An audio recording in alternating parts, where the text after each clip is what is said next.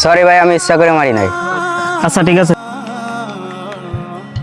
तू जो छू ले प्यार से आराम से मर जाऊं ভাই একটা ঠান্ডা দেন তো। আচ্ছা দিচ্ছি।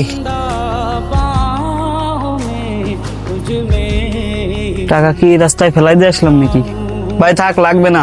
तेरे नाम में खो जाऊं सैया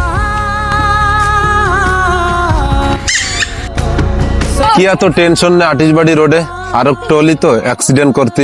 বললো না ভাই, বিপদ আর পেরেশানি যেন পিছুই ছাড়ে না। বিপদ যখন আসে বাড়ি তখন চারিপাশ দিয়ে আসে, এর একটা কারণ আছে। কি কারণ?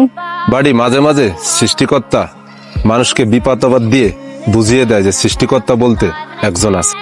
আমরা মানুষ জাতি বিপদ আপদের সময় সৃষ্টিকর্তাকে মনে করি। বাড়ি নামাজ কালাম কি পড়িস?